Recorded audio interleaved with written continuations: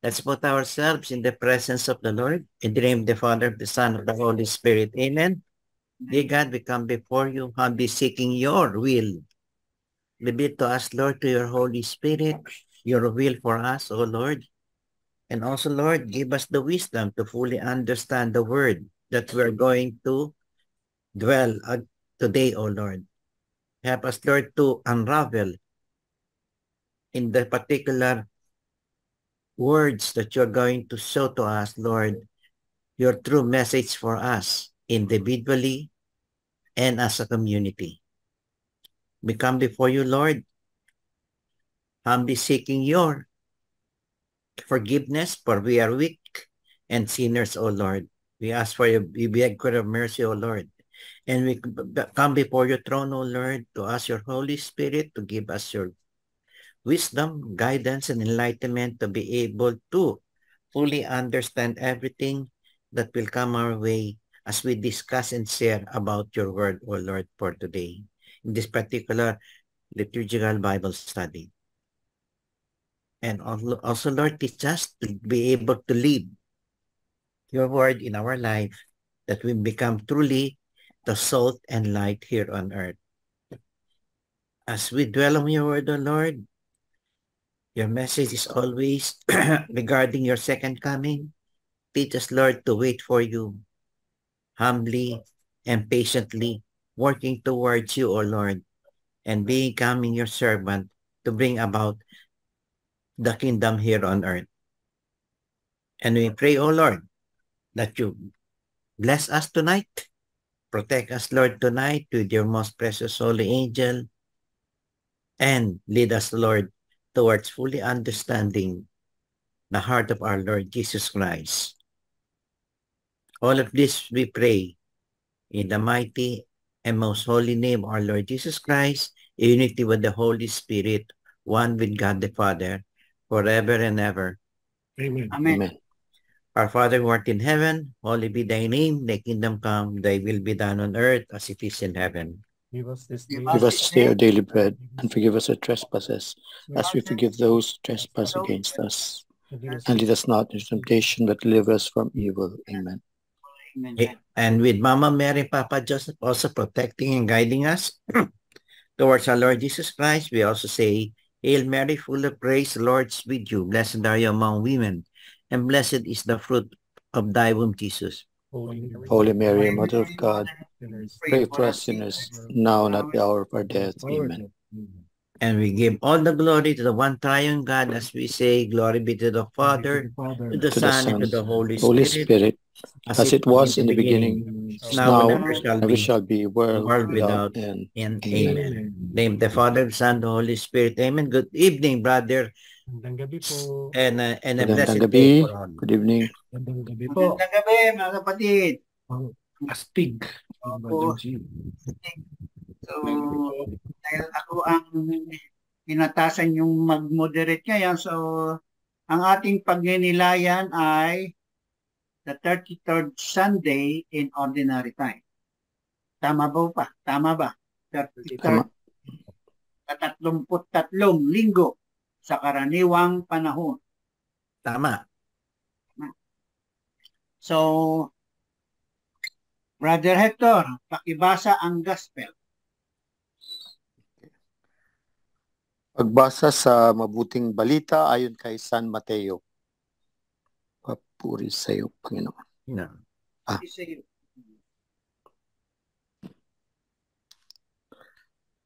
Ang paghahari ng Diyos ay maitutulad sa isang taong maglalakbay. Kaya tinawag niya ang kanyang mga tauhan at ipinagkatiwala sa kanila ang kanyang ari-arian. Binigyan niya ng salaping ginto ang bawat isa ayon sa kanilang kakayahan. Binigyan niya ng ang isa ng 5,000 salaping ginto, ang isa na may 2,000 salaping ginto, at ang isa pa ay 1,000 salaping ginto. Pagkatapos nito, siya ay umalis. Kumilos agad ang tumanggap ng 5,000 salaping ginto at ipinangalakal iyon. Kumita siya ng 5,000 salaping ginto.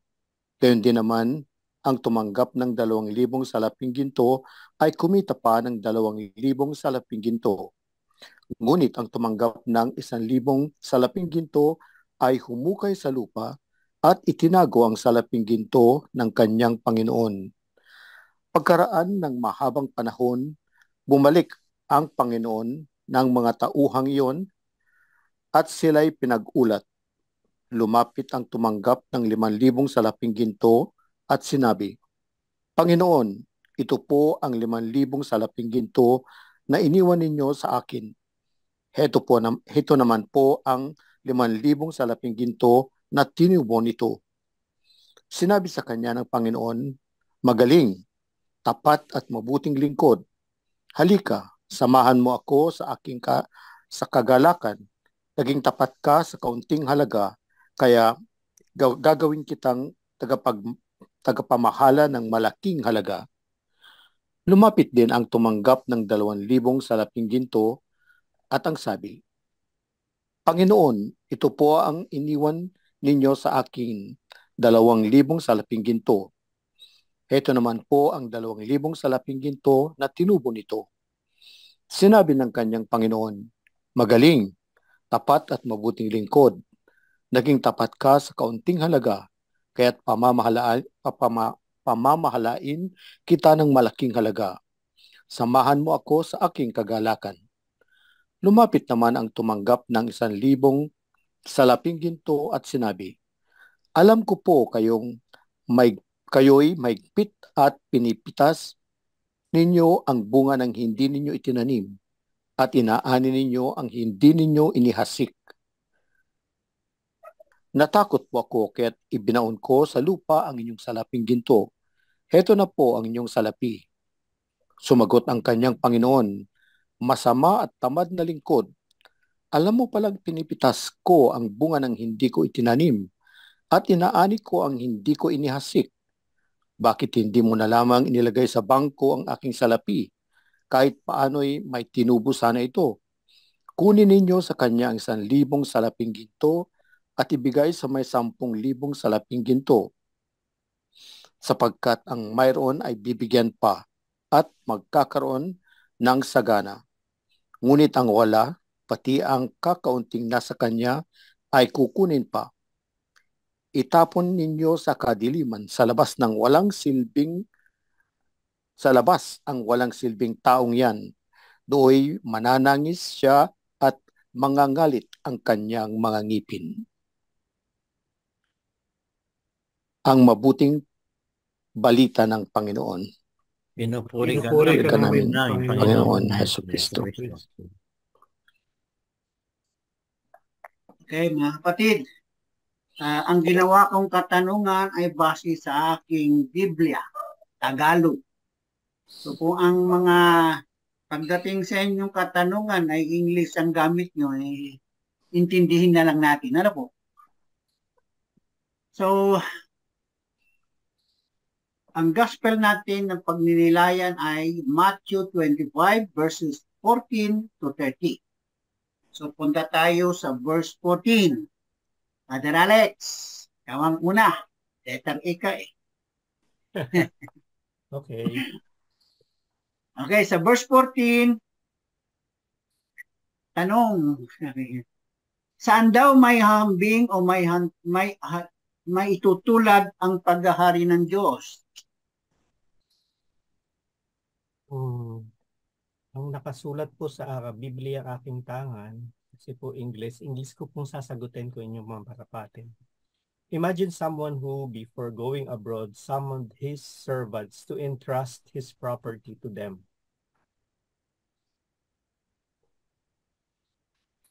Okay, salamat. So,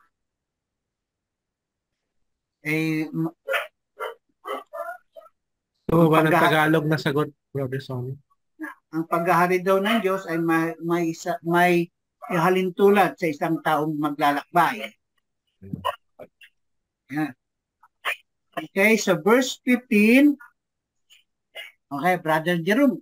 Jerome, hindi Jerome. Jerome.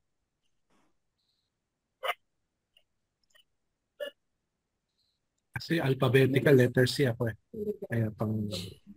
Sandali lang. Kasi nawawala yung lumulubog yung ano ko eh. Ano ang binigay niyang salapi? Sandali. Sa verse 10, ang katanungan ko sa iyo, Brother Jerome, ang taong maglalakbay ay masasabi natin na isang mayaman o maraming pera, milyonaryo sa panahon noon. Paano niya ipinagkatiwala ang kanyang salapi sa kanyang mga alipin? At pagkatapos, ano ang kanyang ginawa? Binigyan niya ng salaping ginto ang bawat isa ayon sa kanilang kakayahan. Binigyan niya ang isa ng 5,000 salaping ginto, ang isa naman ay 2,000 salaping ginto, at ang isa pa ay 1,000 salaping ginto. Magkano po yun sa peso? Pagkatapos, anong ginawa ng mayaman o ano, Panginoon? Siya umalis. Ano ba yan? Verse, ibang verse na ba yan? Doon pa rin Yeah. po. And he went away. The verse 15 na yon. Sige, 15 po. salamat. Tapos nito siya ay umalis. Apo. So ang ginawa ng mayaman na maglalakbay ay pinagkatiwala daw ang kanyang salapi ari-arian ayon sa kakayanan ng mga alipin o tagasunod or anuman yung gamit ng salita. So dito kasi sa akin alipin eh. So, at pagkatapos nung nabigay niya, so umayo siya. Lumakad na siya sa kanyang pupuntahan kung saan man yun, di pa sinasabi. Okay. So, salamat muli, Brother Jerome. Okay, next, Brother Butch. Ikaw naman.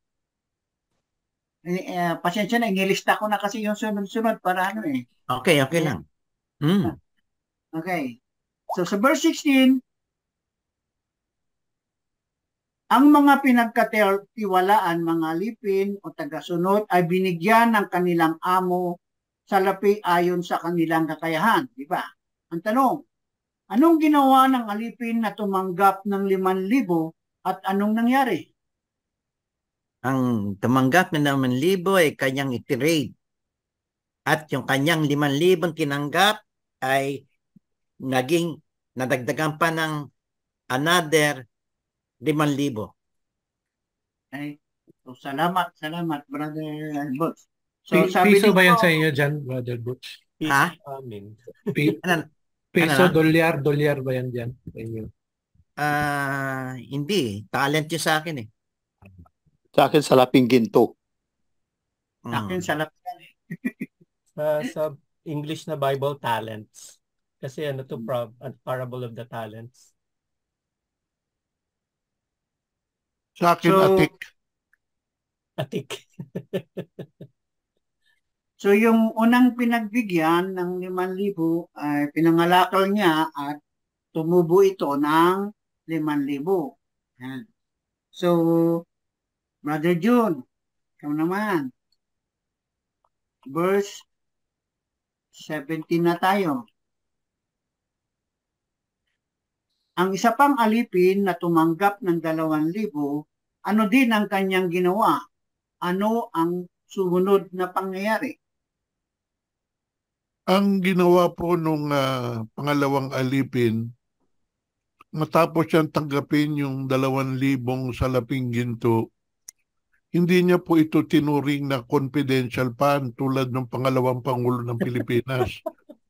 Ang ginawa po niya, tulad po nung unang alipin, pinangalakal po niya ito, at kumita po ito ng 2,000 salaping ginto rin. Okay, salamat, brother. Translation ni Bongbong Marcos yung ano mo Biblia mo. Saka ano, ang ganda ng gupit ni Brother June. Oh, guwapo, Brody. Ang pinag-uusapan natin ay mabuting balita, hindi Ayan. pag-iinsulto sa mga kapatid. Ay, grabe naman. Good evening, Brother Arto. Yun, Brother Wala Arto, good eh. evening. Hindi, good morning yata dyan kina Brother Arto. Okay. Okay. So, Brother Tunying, verse 18. Tama? Okay. Dito sa ating ebanghelyo, mga kapatid, ay sinabi na 3 alipin lang ang nabanggit dito. So, yung pinagkalooban ng salapi. Yung una ay 5,000, pangalawa ay 2,000, at yung pangatlo ay yung 1,000. Nalaman din natin ang ginawa ng 2 alipin, ang 2 alipin. So, itong pangatlong alipin naman, ang tanong, Brother Tunying, anong ginawa niya sa salaping ibinigay sa kanya? Brother Tunying, naka-mute ka. Ay, ako din, hindi.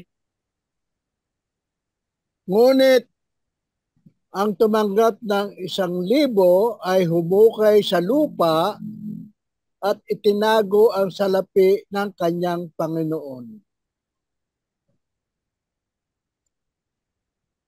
Okay, salamat. Salamat, Brother Tunying.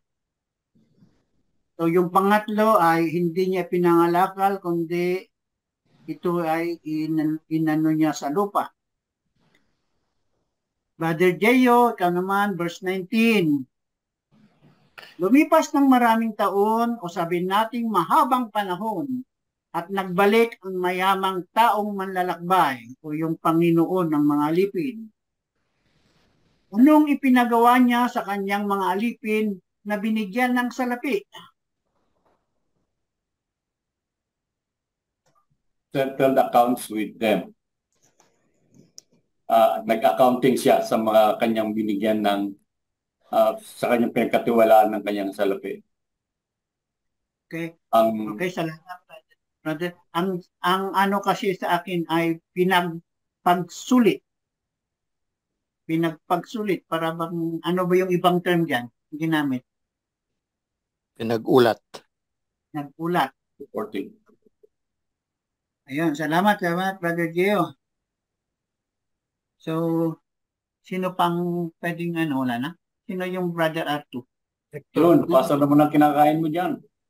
Nandito Hindi, na ba sa Brother Arto, galing Amerika yan, kapatid natin si Servan.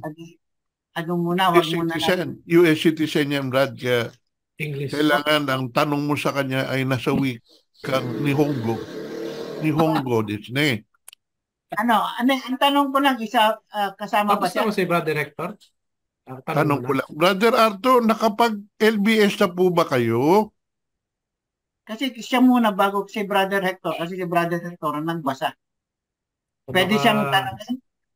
ano lang siya, observing muna siya. Mukhang observing lang siya, Brad, dahil hindi siya sumasagot. So, pumunta na tayo sa verse 20. Balik na sa iyo, Brother Hector. Okay? So, tulad na nabanggit na ng dumating ang mayamang manlalakbay o Panginoon nga ng mga alipin na pinagkalooban ng salapi, binigyan niya ng pagsusulit. Ang 3 alipin binigyan niya ng salapi. At umpisan natin sa aliping binigyan ng 5,000. Tanong, anong ginawa ng aliping nakatanggap ng 5,000 at ano ang kanyang sinabi? Lumapit ang tumanggap ng 5,000 salaping ginto at sinabi, Panginoon, ito po ang 5,000 salaping ginto na iniwan ninyo sa akin. Heto naman po ang 5,000 salaping ginto na tinubo nito. Salamat, Brother Hector. Punta tayo sa kay Brother Alex. Verse 21 na tayo, di ba? Yes. Verse 21. Brother Alex, Okay po. dahil sa magandang balita na narinig ng mayamang amo, sa alipin binigyan ng 5,000. Ang tanong, anong sinabi ng Panginoon nito sa kanya? At anong pangako at gantimpala ang ipinagkaloob sa kanya? Okay po. Natuwa siguro yung kanyang amo. The master answered, "Well done, good and faithful servant. Since you have been faithful in a few things, I will entrust you in charge of many things. Come and share the joy of your master." Yan. So, yung Panginoon, tinawag yung binigyan ng salaping 5,000 na magaling at tapat at mabuting alipin. So, niya, yung pamamalahin siya ng malaking halaga at makikihati sa kagalakan ng kanyang Panginoon. So, ginawa niya. Okay. Ano Salamat. ibig sabihin nun, Brother Sonny, na I will give you great responsibilities? Dito siguro nasa pamamalahin kita ng malaking halaga. Yung ang dito sa akin. Great responsibility. Hindi si Superman ha. Para si Superman. Yun ang sinabi ng tatay sa kanyang anak si Spider-Man. Uncle. With you great responsibility. Uncle. Okay. So verse 22, Brother Butch, ikaw naman ulit. Hey. Pagkatapos ng aliping tumanggap ng 5,000, sumunod naman ang aliping binigyan ng 2,000 at lumapit ito sa kanyang amo. Tanong, ano ang kanyang sinabi at ibinigay? Master, you gave me 2 talents. See, I made 2 more. Yan. Binigyan siya ng 2 talent o 2,000 ginto at tumubo naman ito ng 2,000. Okay, so ang sinabi sa kanyang master. Salamat, Brother Boss. Ang nakikita natin, ang pagkakaiba lang ay yung halaga. Kandidat, quantity ng binigay. So, siguro kung mas malaki itong hindi rin natin alam kung kaya niyang tumubo ng ganun. Okay, Brother June. Brother June, ikaw na. Verse 23. Katulad ng aliping tumanggap ng 5,000, ang ginawa ng aliping binigyan ng 2,000. Salapi ay kanya din ipinangalakal. Kaya magandang balita rin itong narinig ng amo sa kanya. Dahil dito, ano ang sinabi ng Panginoon sa kanya? Sinabi ng Panginoon doon sa alipin, magaling, taping lingkod, naging tapat ka sa kaunting halaga, inuring na confidential fund, kaya pamamahalain kita sa DepEd, isang malaking halaga, sama sa aking kagalakan, bagong DepEd kalihim. Nababasa ba yan sa libro ay Brother John? Okay, salamat. Meron po. Matatawa, napapangiti ako eh. Okay, so Brother Tunying, verse 24. Verse 24. Sige, pumunta tayo ngayon sa sumunod na eksena. Ang pagsusulit ng 3 alipin na binigyan ng 1,000 salapi. So, katulad ng mga ginawa ng 2 nauna, lumapit siya sa kanyang Panginoon o amo. Ang tanong, ano ang kanyang sinabi? At lumapit naman ang tumanggap ng 1,000. Alam ko pong kayo'y mahigpit, aniya. Gumagapas kayo na hindi ninyo tinamnan at nag-aani sa hindi ninyo hinasikan. Okay, salamat. Brother Tunying. Brother Geo sa verse 25. Alam ng 3 alipin o tagasunod ang ulingkot na maigpit ang kanyang amo o Panginoon. Kaya siya nagkaroon ng takot at dahil dito, ano ang ginawa niya sa salaping ibinigay sa kanya? Umukay siya at itinagos, ibinaon sa lupa ang isang isang 1 talent na binigay sa pinagkaloob sa kanya. At binabalik niya at kanyang binalik sa kanyang Panginoon. So dahil nga ibinaon lang niya sa lupang salapi, isinuli niya ito na walang tubo. Meron daw tubo yon kasamang lupa eh.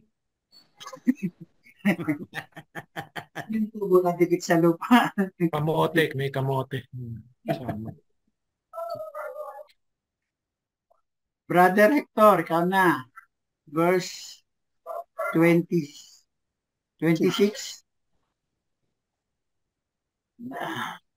Dahil nga ang ginawa ng alipin ay binaon lang sa lupang salapi at isinulid niya ito sa amo na walang tubo. Siyempre, anong ramdam ng amo? Siyempre, nagagalit siya.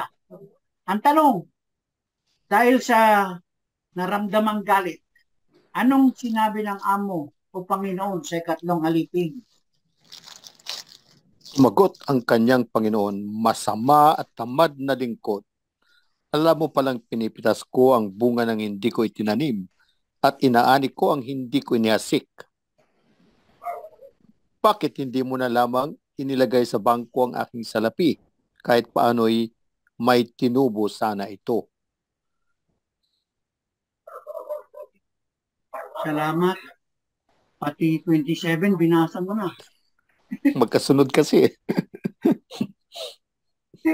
So, sa 28. 28.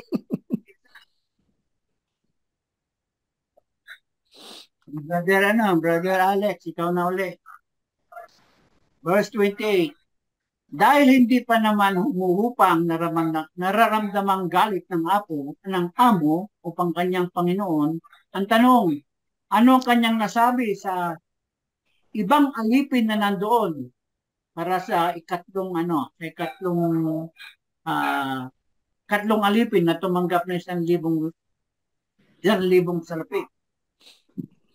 Therefore, take the talent from him and give it to the one who has 10. Tama ba yun, Brother John? Yung mga alipin din yung kumuha? Diba, ang tawag ito ay unfair labor practice. Pakiulit yung tanong, Brother Jerome. Yung bang kumuha nung whatever is step, mga kapwa alipin niya rin ba yung kumuha o may iba pang utusan yung Panginoon? Mga utusan din siguro yun. Mga kasamang utusan. Kumuha. Wala naman siya utusan eh. Hindi naman yung binigyan ng 5,000, hindi naman yung binigyan ng 2,000, kundi iba eh. Nakikita iba. Yung nakakuha yung gumawa ng salima, who has 10. So yung sa nauna yun, doon binigay. So sino yung kumuha? Sino yung inutusan ni Lord?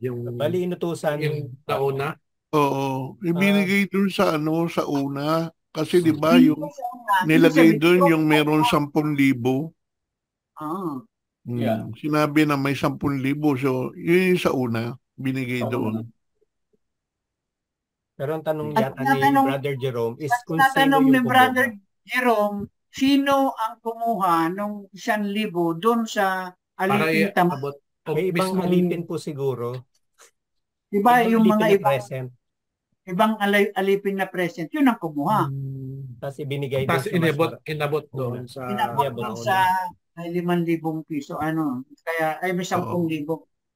Kasi sa ninyo hindi naman singular ninyo. So ito yung mga teacher ng DepEd na hindi tumanggap din ng... Hindi ba Sarah yan? Kumuha yan si Sarah. Sige. Actually, sa Bible na tangan ko, hindi po ganun ka-specific. Parang lang, order lang siya. Therefore, take the talent from him and give it to the one who has 10. Hindi naman sinabi kung sinong ito kunin ninyo eh. Sino Pero nakalagay dito kasi English. Therefore, take the talent from him. Basta may sinabihan siya. Nakuha ninyo yung halagang yun at ibigay dun sa yung una nga, yung nagkamal pa ng 5. So, hindi, Okay. punta na tayo sa susunod na verse 29. 29. Brother Jerome, ikaw na. Oh, dalawang beses na ako na-skip eh. Hindi, nagtanong ka kasi. Ano ang nasabi ng Panginoon na gantimpala sa mga masisipag, tapat, at manggagawa at ano naman ang para sa mga tamad? Sapagkat ang mayroon ay bibigyan pa at magkakaroon ng sagana, ngunit ang wala, pati ang kakaunting nasa kanya ay kukunin pa. Okay. Sa huling verse tayo, Brother Boots, ang tanong dito, anong utos ng Panginoon na gagawin sa mga aliping walang kabuluhan at anong mangyayari sa aliping yaon? Itapon sa labas ang alipin na walang kabuluhan na merong wailing and grinding of teeth. So, yung sabi, yung aliping walang kabuluhan ay tatapon sa kadiliman sa labas. Mm. Kaya ito ay tatanis siya at galit ng kanyang ngipin. Gusto ko mapakinggan yung translation version ni Brother Jun dito sa kung ano yung translation version sa kanya. Kadiliman. Kaya dyan, may translation ka doon sa kadiliman. Punishment na to. Ano po yung kadiliman? Diyan sa Opo. Yung huling, yung huling sentence. So yung huling verse po. huling verse. 30 Itapon verse niyo sa 30. Ano po yung translation? Itapon niyo siya sa kadiliman. Yan po yung kadiliman po rito, pinag-uusapan po dyan. Yan po yung dental clinic na may power failure. Wala pong kuryente. Kasi tatandaan niyo po, sa second verse nakalagay doon, magnanangi siya at mangangalit ang kanyang mga ngipin. Saan ba dinadala ng isang pasyente nangangalit ng ngipin? Kundi sa dental clinic. Kaya hindi, kahit nakapasok siya, kaya siya nangangalit, walang kuryente, madilim eh. Itapon siya sa isang kadiliman eh, madilim, kaya hindi niya makita, hindi nga niya alam kung nandun na yung dentista. No? Baka kumakain ng biskwit, hindi natin alam, o kumakain ng mani, hindi rin natin alam. Depende po yun. Yun ang ibig Umiinom ng gatas. Opo. So, malinaw ba? Malinaw sa inyo, no? Malinaw. Kung ano yung kadiliman. Dentist po, ibig sabihin. Dental clinic po yan. Dental clinic. Punta na tayo sa... Maraming salamat. Hindi ba siya tinanggalan ng ipin na walang anesthesia? Parusa niya yun. Hindi nasusulat, Brother Hector. No? Mangangalit lang. No? Mangangalit ang kanyang ngipin. Brother Sunny, sa inyo na po. Punta na tayo sa mga close para sa gagawin nating hibla. Ano, mga close natin dito, mga kapatid. Mga ano po? Close. Mga... Okay. Sa akin po, words lang. 2 word lang po. Responsibility. No? Responsibilidad. Pero, responsibility and accountability. Responsibilidad at pananagutan. Accountability. No?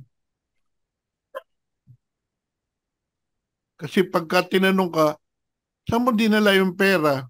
Hindi ko pwede sabihin dahil confidential. Yan. Masipag o kaya kasipagan. Ano po, Correct. reward and punishment. Yung isa, the word siguro na gamitin natin ay kasipagan. Kasipagan.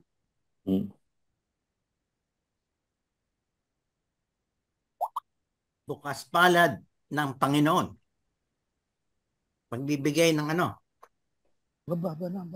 ng salapi sa mga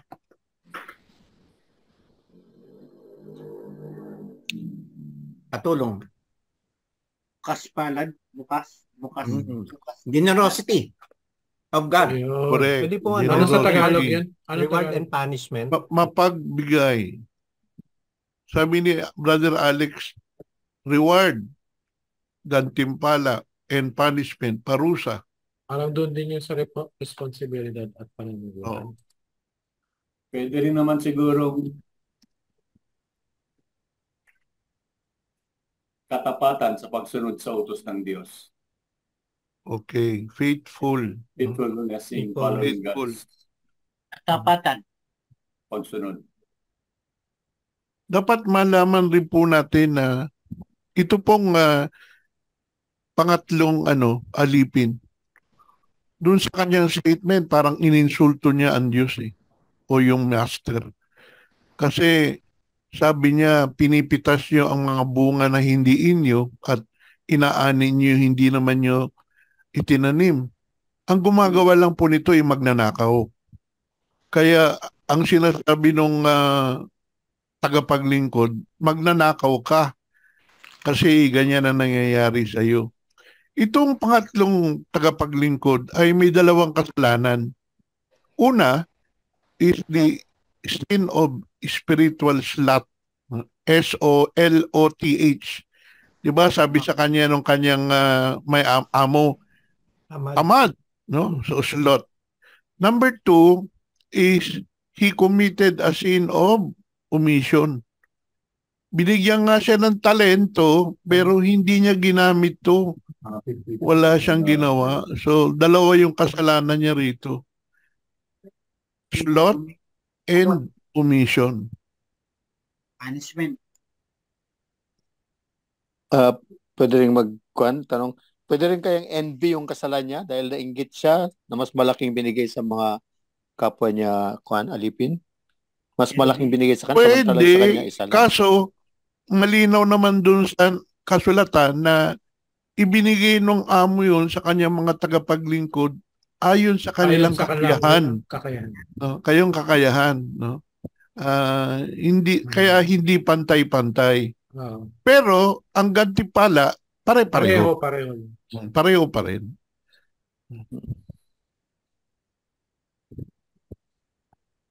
Okay, meron pa, wala na. O punta na tayo sa...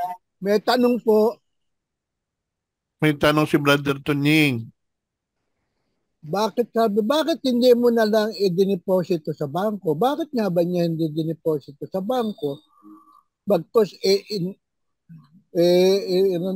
nilibing niya sa lupa, kung kainin ng mga anay yun. Yun nga yung trato niya sa may May takot. Takot sa may-ari Does it pertain Diba? also to wisdom? Hindi, kasi Hindi niya actually, ginamit yung wisdom. nung mga panahon, nung mga Hudyo, nung unang panahon, especially the Pharisees, they think of God as a judge that is very ruthless, no, matindi at husgado, no. Kaya napakahalaga din sinabi niyang natatakot po ako no, I fear the Lord kasi vengeful judge to. Pagka nagkamali ka, patay kang bata ka, di ba? Wala siyang, in other words, wala siyang magandang relasyon doon sa Panginoon katulad ng first and second. Pwede din, no? Kasi they are faithful. Oo. Tsaka yata, para makapag-open ka ng bank account, kailangan 2,000 at least yung i-deposit. Oo, yun yung ngayon. Tama. Pero dapat malaman ninyo na ang bangko nagsimula yan noong 16th century AD. Nung unang panahon, wala namang bangko. Subalit, ang tinutukoy ni Jesus dito na bangko, ito yung mga pangangalakal. No, ito yung ibinibigay sa isang tao para ipangalakal niya. Kung hindi mo kaya mangalakal, no, meron kang pera, ibibigay mo ito sa isang tao at yun ay tinatawag na isang trader. No? Ipapangalakal niya yun. Kaya kung ano yung tubo, depende sa pinag-usapan niyo. Ngayon, sa Torah, bawal na bigyan ng interest or tubo yung mga pinauutang sa mga taong Hudyo, lalo na kung mahirap. Subalit, pwede kang magkaroon ng tubo o lagyan ng Mga tubo foreigners. kapag nagpautang ka sa mga dayuhan. Diyan ka kikita ng interest. Kaya ang mga Hudyo, ano rin sila, doon rin nagsimula sa kanila yung Bombay. Ito mga breakaway group na Bombay, no? Sila na ngayon yung nagpapautang. Brother Jerome, siguro pwede mong ilagay yung talents at kakayahan. Yung talent naman, Brother Tani, yan yung actual talent na nakukuha natin ngayon. Doon nanggaling yan. Hango, yan yung talent, no? Yung magaling sa music, magaling umawit, no? Yan yung, kaya pareho yung verbatim rin yung tinasabi natin yung talent. Pero magandang tanong ano ba yung tinutukoy na talent dito? Diskarte. And also, does it pertain to being fruitful?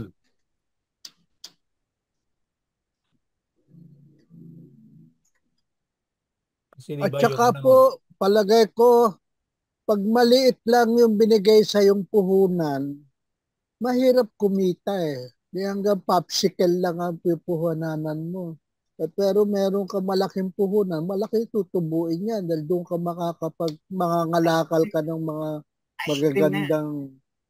Pero malaki po yung halaga na binigay kahit isang talent lang. Malaki. Kasi po, yung pong salaping ginto, pag titimbangin nyo yun noong unang panahon, umaabot po ng 34 na kilo. At yung pong isang talento ay katumbas po ng 15 hanggang 20 taon na sweldo ng isang tao. So doon lang natin makikita na malaking halaga yon kahit isang talent lang. Malaki ang halaga na ipinagkatiwala ng may-ari sa kanyang mga alipin. 20 years of salary. Ganun ang value pala. Wait. nun. One time. Labor's wages. Kasi po, kaya po natatakot yung pangatlong alipin.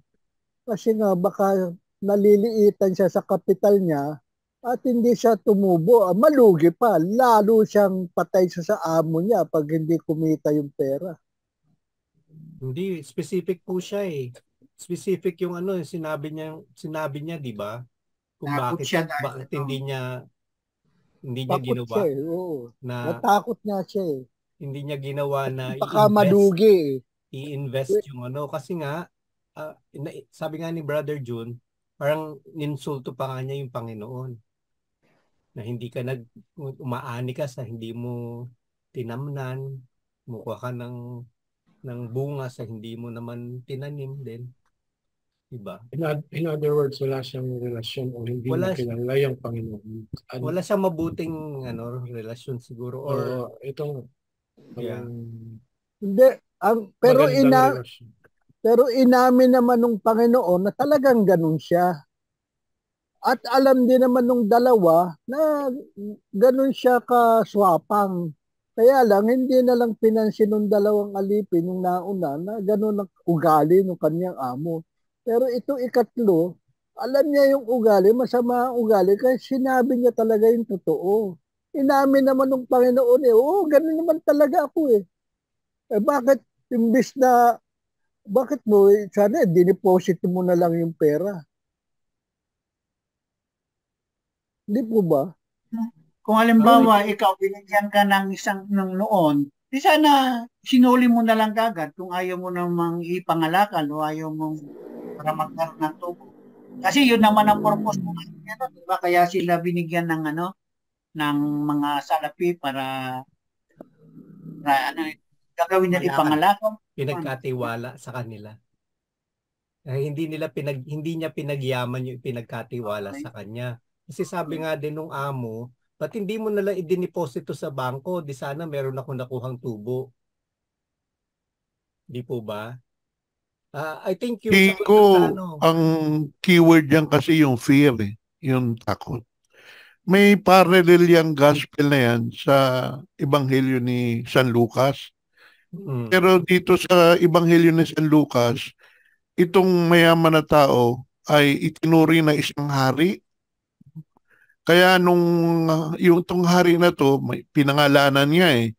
Ito yung anak ni Herod the Great, si Herod Archelaus, no, na naghari noong 4 BC hanggang 6 AD. No?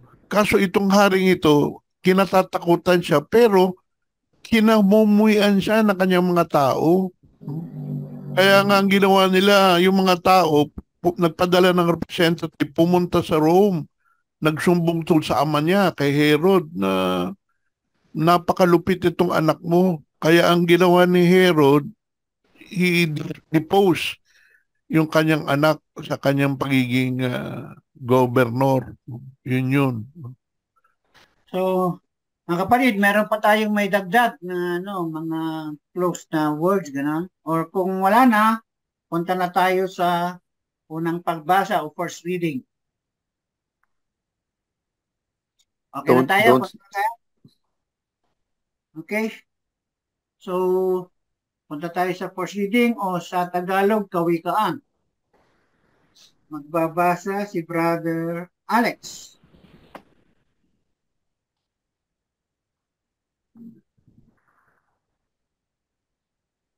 Okay po, first reading. Kawikaan o Proverbs 31? Apo. A reading from the book of Proverbs, chapter 31, verses 10 to 13, 19 to 20, and 30 to 31. The woman of character, where is she to be found? She is more precious than any jewel. Her husband has complete confidence in her. She will be of great benefit to him. She brings him only good and not evil all the days of her life. She has obtained wool and flax and works them with skillful hands. She puts her hand to the distaff and her fingers hold the spindle. She reaches out her hand to the helpless and gives to the poor. Charm is deceptive and beauty useless. The woman who is wise is the one to praise. May she enjoy the fruits of her labor, and may all praise her for her works. The word of the Lord. Thanks be to God.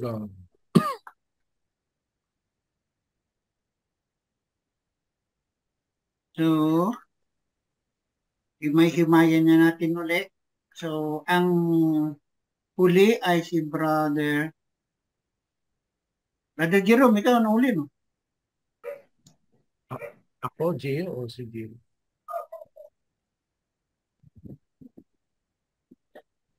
So, punta na tayo kay Brother Butch. Brother Butch, sa verse 10 tayo. Ang tanong ko dito, ano ang mahirap mahanap o makita at bakit? Mahirap hanapin ng isang worthy na asawa. Ang kanyang kahalagahan ay lampas pa sa perlas. So, sabi ay mahirap makakita daw ng mabuting asawa. Sino ba ang... Okay, maraming salamat, Brother. Tinanong sa servants, no? Sino? No, handmaids yan, handmaids. Brother Tonying, no? Ano ka na naman, ah? Wala akong asawa, bahala kayo. Kayo, may mga asawa kayo.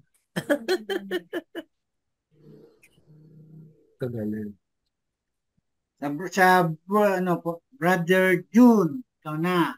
Verse 11, ang tanong, anong makakamit ng lubos na nagkitiwala sa asawa? Ang makakamit po ng isang asawa ay ang saganang pakinabang. Ano yung saganang pakinabang sa English nito? Saganang pakinabang.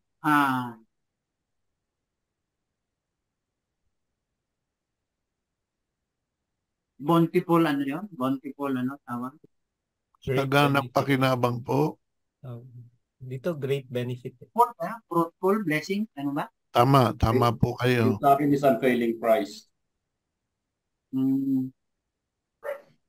Okay, so salamat, Brother June. Brother Tunying, verse 13, ang tanong, ang mabuting asawa ay halos walang pahinga. Bakit? Bakit? Ano ba ang kanyang ginagawa? 13 na po tayo. Tapos na yung 12. Parang 12 pa lang po. Wala naman 12 ba? 10 to 13 eh. 10 to 13 po. Patay. 12. Nakapag-umit ako, sorry. Opo. Verse, Sige po. Basahin ko na lang yung 12. sige. Tutuloy Yun ko na natin. sa... Pinaglilingkuran niya ang asawa habang sila'y nabubuhay. Pawang kabutihan ang ginagawa at di kasamaan. Wala siyang tigil sa paggawa.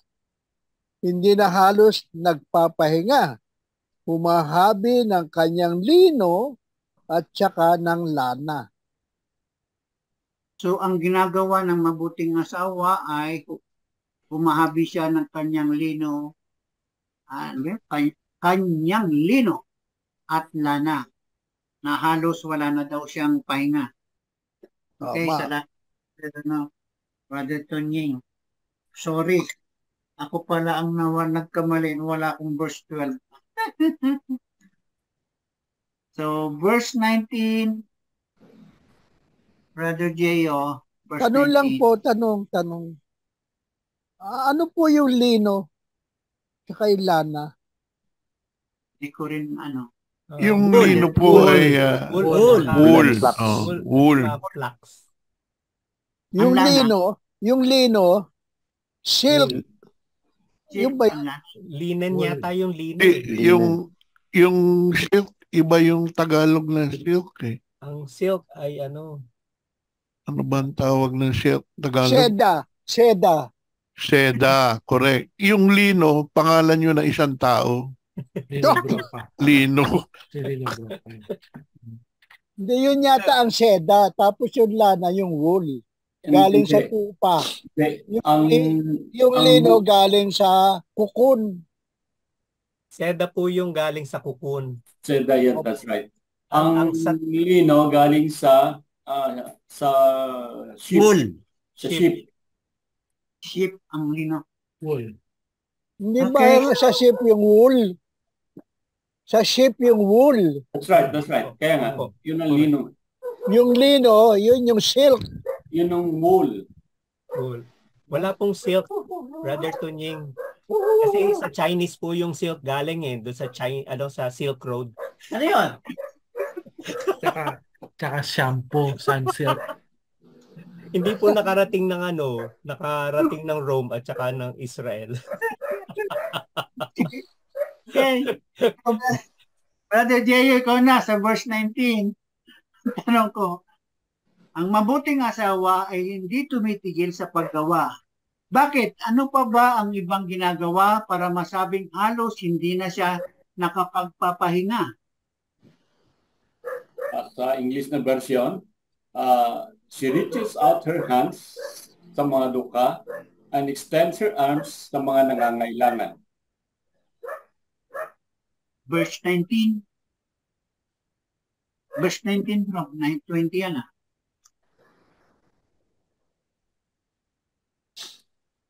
Verse 9. Verse 19. Okay. She abstains wool and flax and works with loving hands.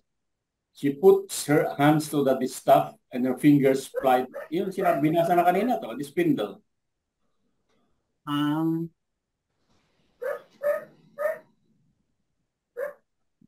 Humahabi. Yung verse Flow mo lang yung question. Flow mo lang according to the one. Sige, next. sa verse 20 tayo, Brother Hector. Kanino naging matulungin at naging bukas palad ang isang mabuting asawa?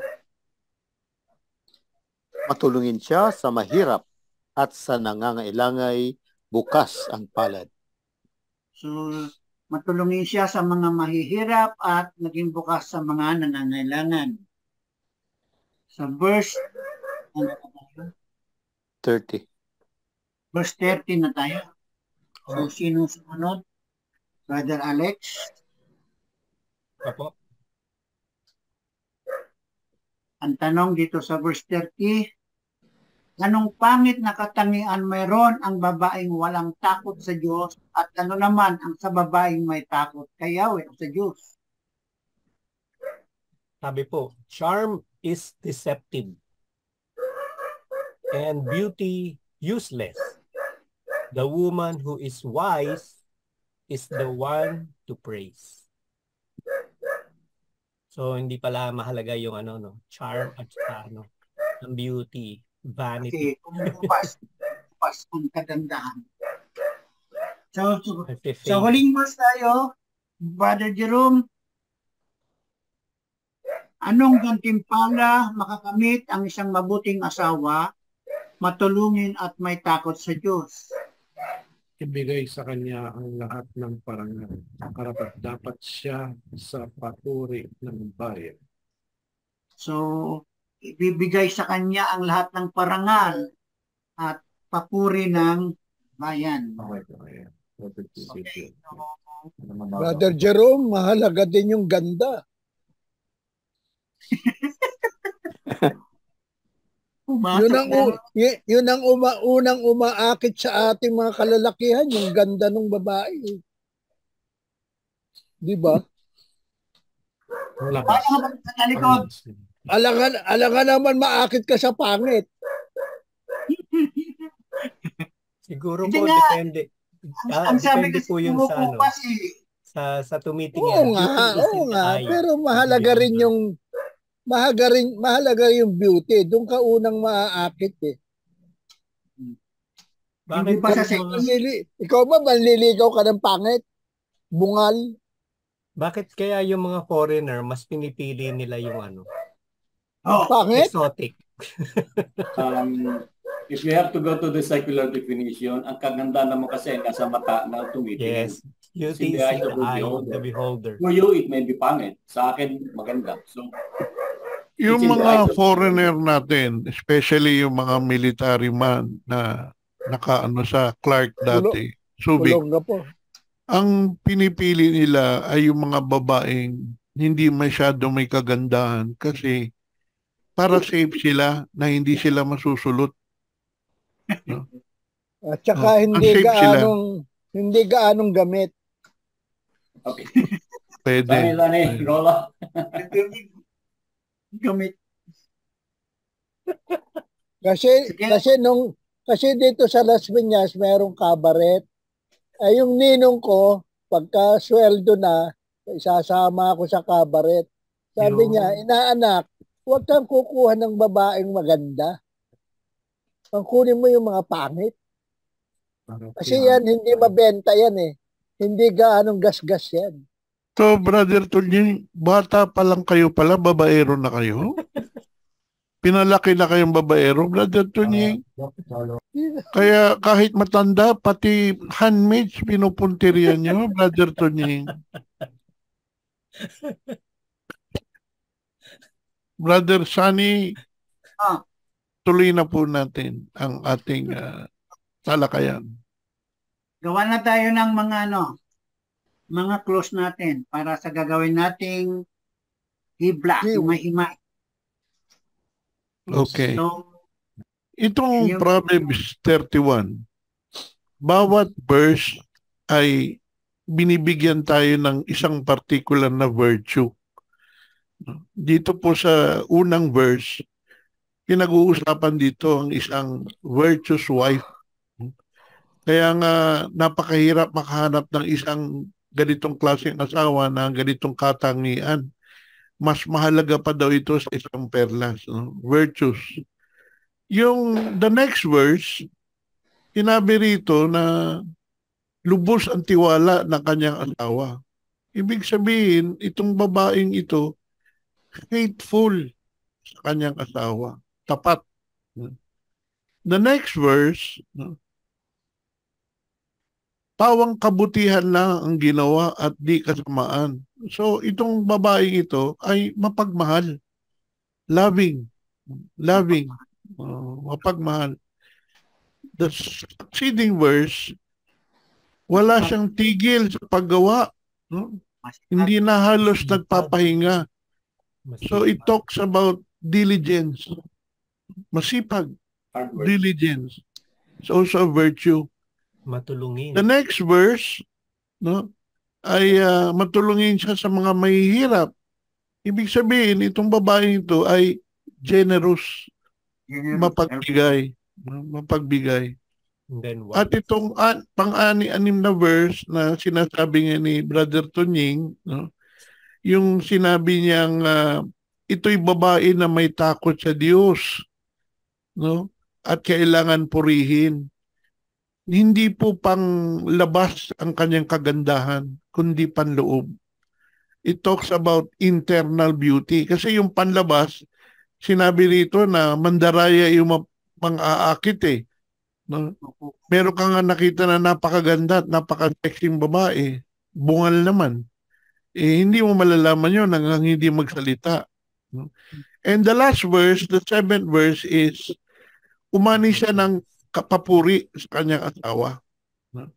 Yun ang kanyang naging gantimpala, papuri. So, I repeat, virtuous, faithful, loving, diligent, generous, interior beauty, and praise by your husband. Okay, good. Got it all.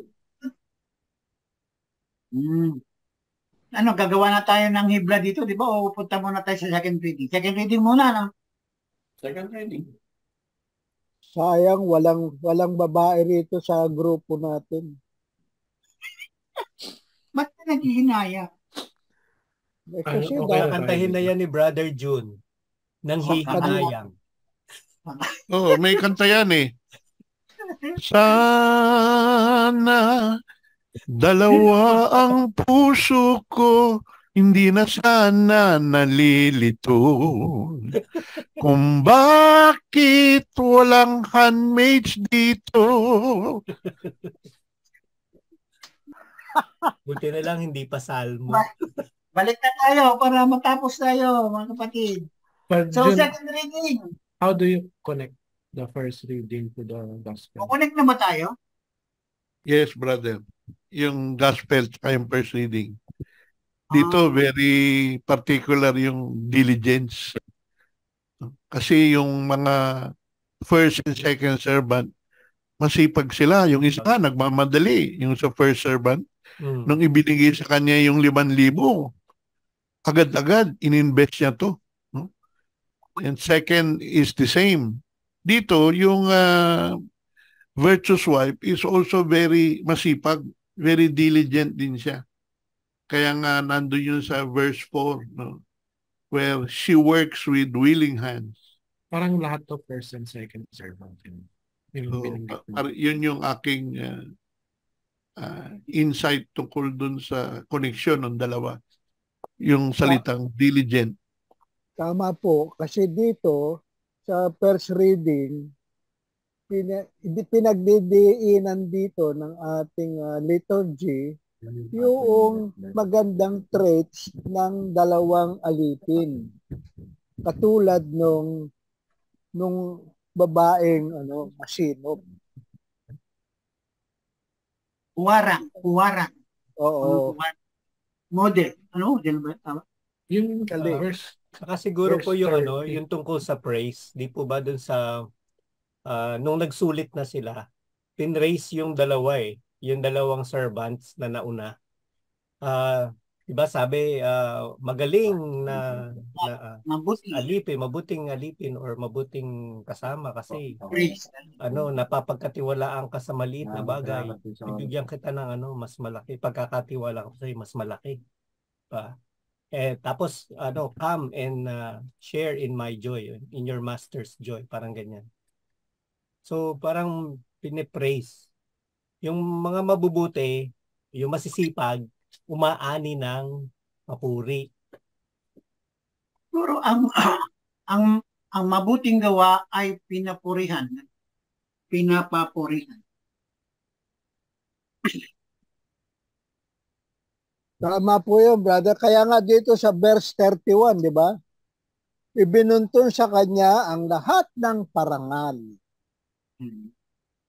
Dahil Kaya sa dalawang alipin, hinatian din siya nung kasiyahan ng Panginoon bilang parangal. so ang mabuting gawa ay pinaparangalan o pinupurihan. Pinupurihan at pinaparangalan. Opo. Ang mabuting gawa. Ay yung sa third servant, verse 30a lang yata, yung charm is deceptive. Mandaraya ang pang-angkit at kumukupas ang ganda. Tama ba? Pwede mong i-ano din yun. Kaya lang, Mandaraya kasi. Okay na tayo? May common term dito, yung reward. Reward. Yung sa common term yun, yung first and second, di man na reward. And then the woman in the first reading deserves to be rewarded. Rewards for For parangal. diligence. Parangal. Saka mahalaga yung may takot sa Diyos. Diba?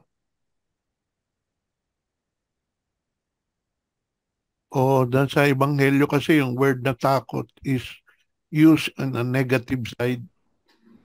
Kaya nga natakot siya, hindi niya ginampanan yung dapat pinagagawa sa kanya. Pero ito sa first reading, dahil may takot sa Diyos, ginampanan niya yung babae na naging faithful wife itong babae. Yeah. Yung kabaligtaran yung nangyari. Contrast siya. Pwede natin idagdag dyan yung productivity. You have to be productive. Dito sa diligence siguro yun. Kasi the first, di ba sa gospel reading, they produce good results. Sa second reading, as sa first reading naman, she was able to be productive in her own way and to her husband. Yung outcome doon sa pagkano niya. Reward yun. Yung deadline ko pa.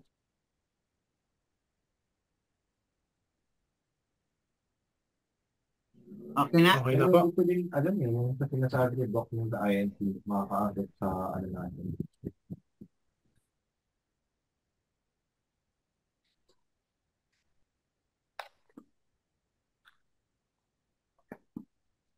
Punta na tayo sa second reading. Brother Jerome. Take it away.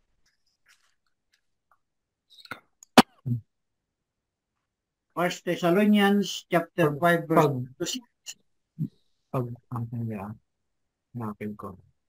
Pagbasa mula sa unang sulat ni Apostol San Pablo sa mga taga Thessalonica.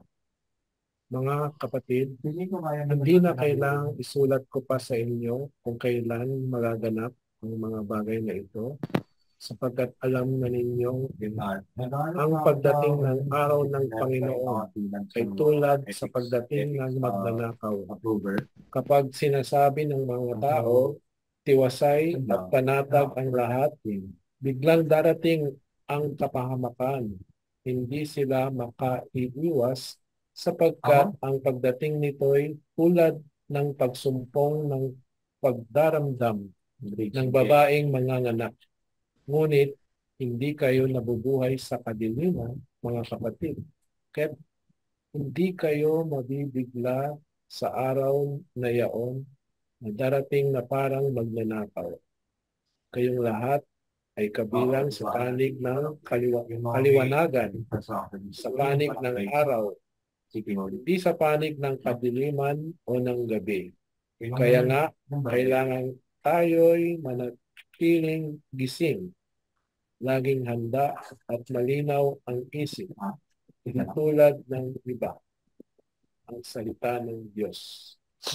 Salamat sa Diyos. Salamat, Brother Jim. So ito yung second coming, di ba? Maging second coming, tama ba? So, Yes. salamat. So, punta na tayo sa pagbabasa, Brother Jerome. Brother Butch, ikaw na. Verse 1, ang tanong, ano ang sinasabi o tinutukoy ni San Pablo na hindi na kailangan isulat sa mga taga-Thessalonica? Ang sinasabi ni San Pablo ay tungkol sa pagdating ng araw ng Panginoon na parang magnanakaw sa gabi. Okay, so verse 2, Brother June, verse 2, anong batid walang ni San Pablo sa mga taga-Thessalonica na magaganap at kanino niya ito inahalintulad? Ang sabi po ni San Pablo sa mga taga-Thessalonica na alam na nila yung pagdating ng araw ng Panginoon or the second coming of the Lord. Pero inihambing ito ni San Pablo tulad ng isang magnanakaw sa gabi, isang thief of the night. Okay, salamat, Brother John. Next, Brother Tunying, verse 3.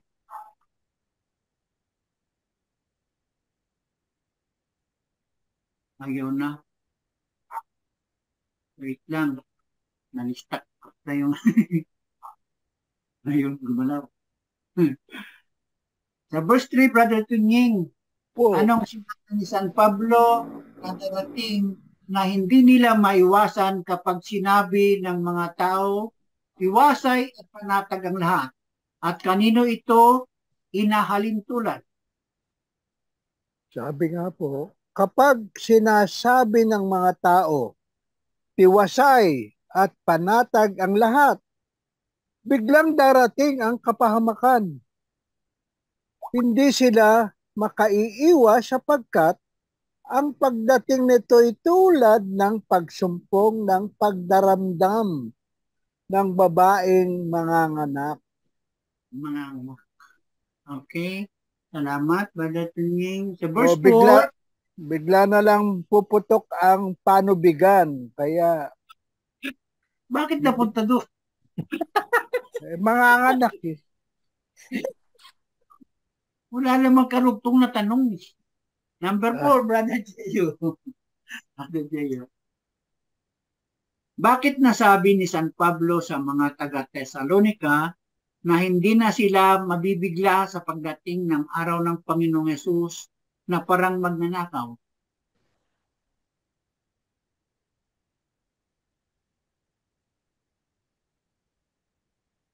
Dahil kayo mga kapatid ay wala sa kadiliman, for that day to overtake you na parang sa magnanakaw.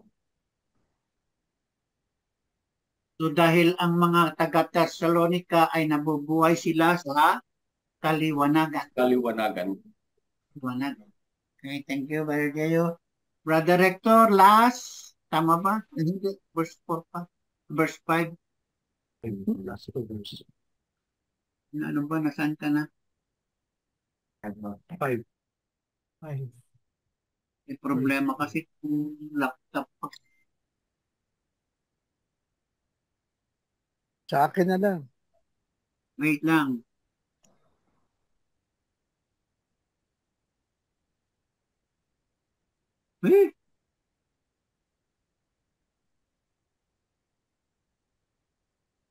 Naalala ko yung sinabi ni Brother Tonying doon sa panganganak eh. Kasi sa panahon natin ngayon, yung mga fans ni Nora, Noran yan.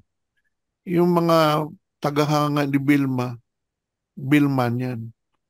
Anong tawag doon sa mga fans ni Cesar Montano? Cesarean.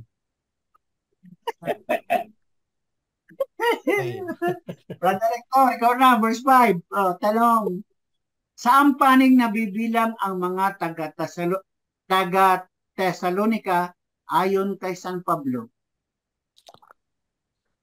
Kayong lahat ay kabilang sa panig ng liwanag, sa panig ng araw, hindi sa panig ng gabi o ng dilim. So, ang nabibilang sila sa panig ng kaliwanagan o panig ng araw. So, last verse, Brother Alex, ikaw na. Brother Alex. Ay, Okay po. hindi. Tama, brother. Tanong, anong payo ni San Pablo sa mga taga-Tesalonica ang dapat nilang gawin para mapabilang sila sa panig ng kaliwanagan? Sabi po, let us not therefore sleep as others do, but remain alert and sober. Huwag daw tayo tutulog-tulog. Para mapabilang sila sa kaliwanagan, dapat manatili daw silang gising, laging handa at malinaw ang pag-iisip. Yan. So, hindi ka So- naman tutulog. Ang ating pag-iisip. So, next. Bakit parang kumokontra yung verse 6 sa verse 4 and 5? Kumukontra? Oo. Sa verse 4 and 5, nasa kalinawagan na nga sila di ba? Bakit sa verse 6, sabi pa dapat manatili kayong gising. Nasa liwanag na nga sila, alam na nila yung mangyayari. So, hindi na sila dapat maging handa. Dahil handang-handa na talaga sila. Kasi yung para wag maging kampante. yung verse 4 and 5 talked about their characteristic na after learning about Paul's teaching, they have seen the light. Pero itong 6, what Paul is telling them is you have to be vigilant. Vigilant dito. Manatiling gising. Kasi kahit na umaga, kasi malamang tatrabaho sila sa call center, tatrabaho sila sa gabi, pero tulog sila sa umaga, manatili pa rin gising. Laging handa, sabi ni San Pablo, maging Boy Scout.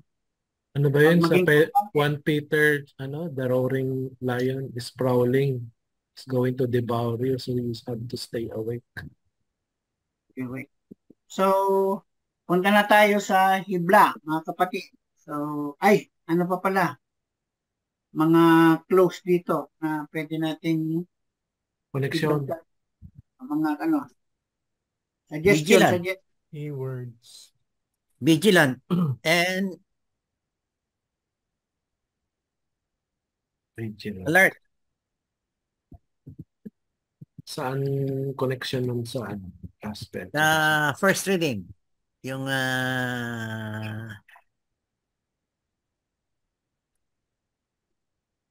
wala nga Doon na lang sa tiwala, faithful.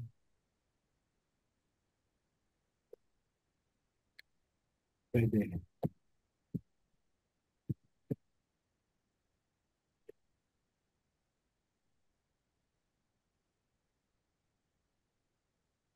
Vigilant, alert, be prepared.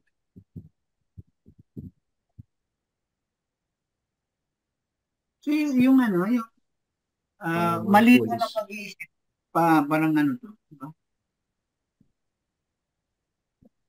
Kasi pag malinaw yung pag-iisip mo, meron kang foresight. Nakikita mo kung ano ang posibleng mangyari. Kasi malinaw yung pag-iisip mo. Pagka malabo naman, kailangan mo ng salamin. Kasi malabo na yung paningin mo. So, hindi na malinaw yung hinaharap mo. I think nagpapanik ka pag malabo Related din po siya dun sa vigilant. sa pagsunod sa utos ng Diyos. Kasi 'di ba sabi you are citizens of the light and the day. Ibig lang sabihin kasi dahil mulat na sila eh. Sumusunod sila dun sa mga utos ng Diyos. Kaya handa na nga sila, di ba? Pero still, in-advisean pa rin sila na, na maging handa, maging alert. At laging handa. Hindi So, ko sa video. ano ba yan? O gagawa na tayo ng hibla? Meron pa? Bakit? Bakit tayo gagawa ng hibla? Ayusin mo, Brother Tunying. Mayos ka.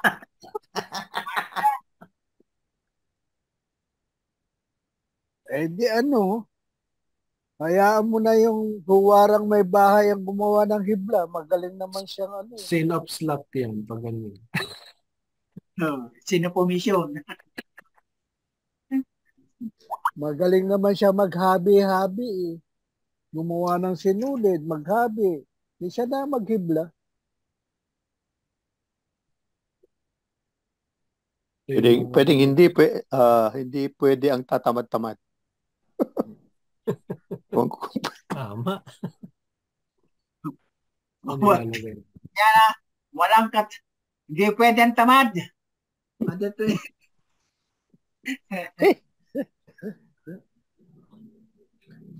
Because Ipagawa we na will lang be judged according to our deeds. Ipagawa na lang sa mga handmaid yan. Ano mo?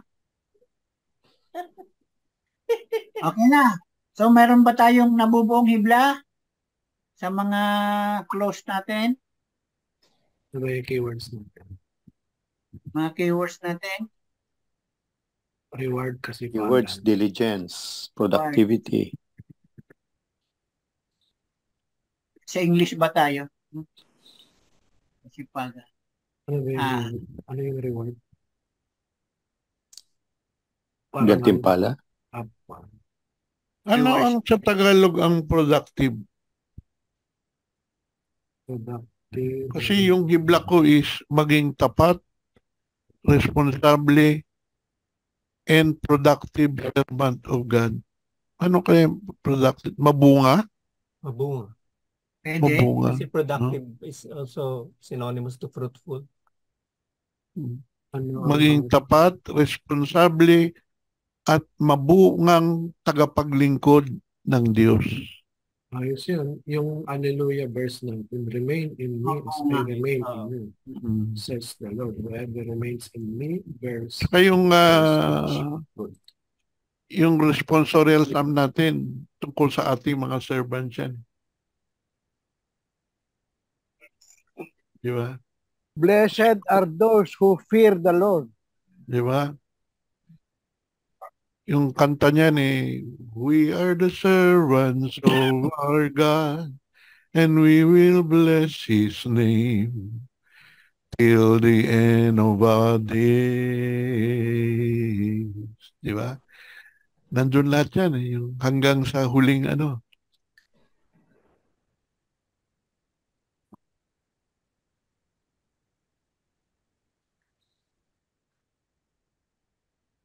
The Lord is generous or mapagbigay.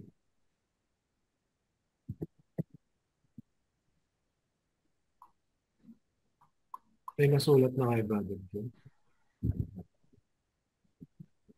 Happy face na yung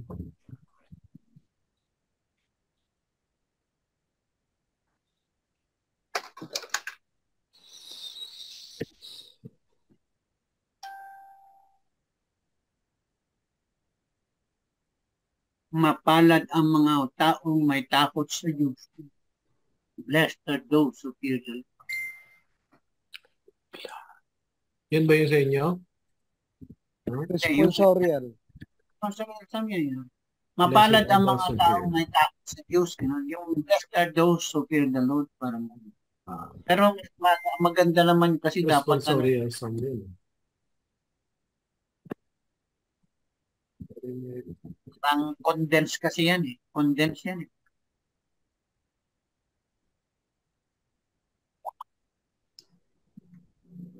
Ano yung kay Brother June? Nakasulat na ba? Hindi pa yata nakasulat. sa hibla. Yung sinabi ni Brother John. Maging tapat, responsable, at mabungang tagapaglingkod ng Diyos.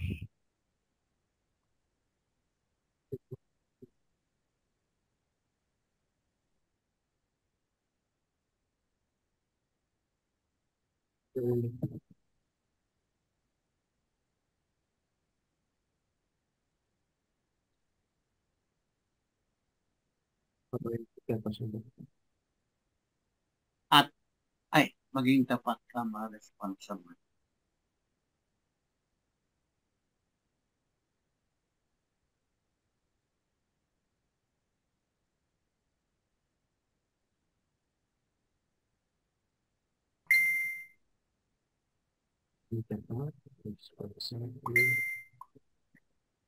Sino pa ang meron?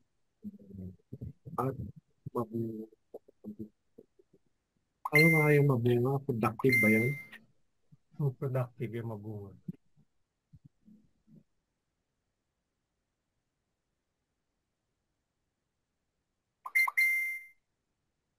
So, Brother Alex. Si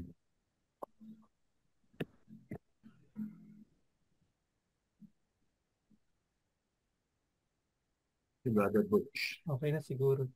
Yeah.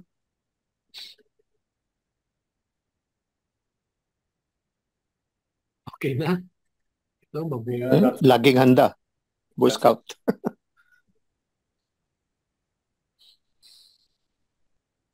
Yung vigilance. Ilagay natin yung vigilance dito. Laging tapat.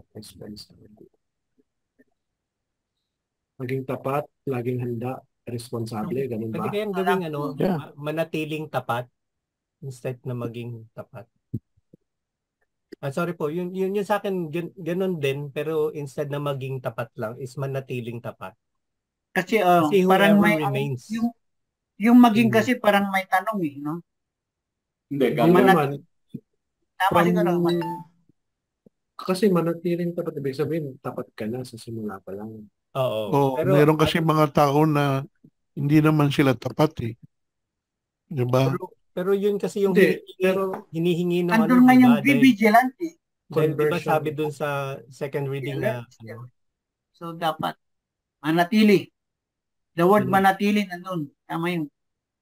Manatiling tapat. Kasi remain in me. So dapat we have to manatiling laging handa para yun di ba? Manatiling tapat. Yung sabi ni Brother Hector. Manatiling tapat. Laging handa. Responsibly vigilant. Ay sabi ito. Dadagdag pa natin dito, laging handa.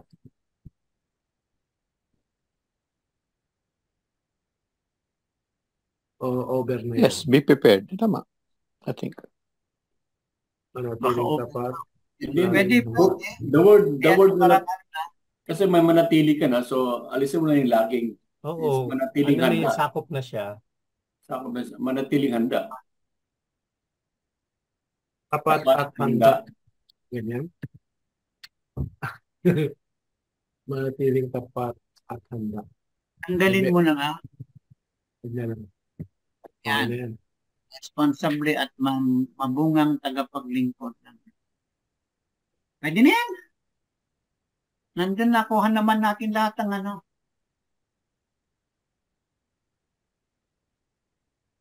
reflection question, hugot. Para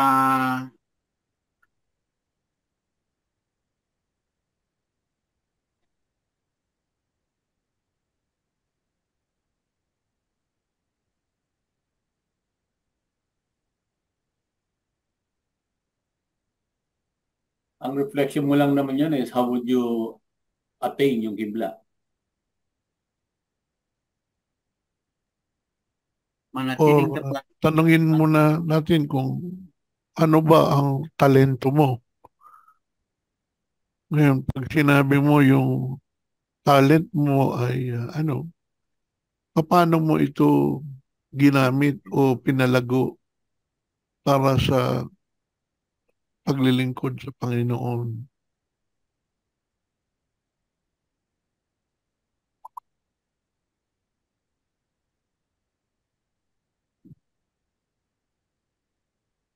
Ano mo ito?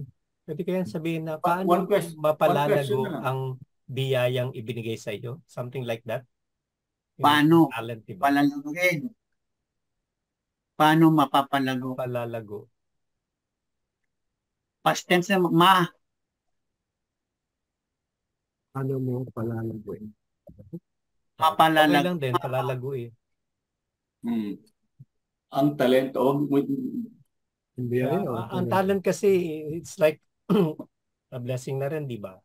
kaya nga, take away with the first question, paano mo, that becomes the question already, the reflection is paano Kasi pala kasama nagawin na. ang talento o Kasama na. biyaya na kaloob ng Panginoon sa iyo. Ang galing ko to? Yeah, kasi that's Kasi tinutukoy na yun doon eh. tinutukoy Kasama na na yun yun eh. doon sa question yun. Ano mo Whatever palalaguin? yung blessing Ang or biyaya ng Slash pala, talento. Yung Bigay. question kasi yun yung, ang sagot doon yung hibla.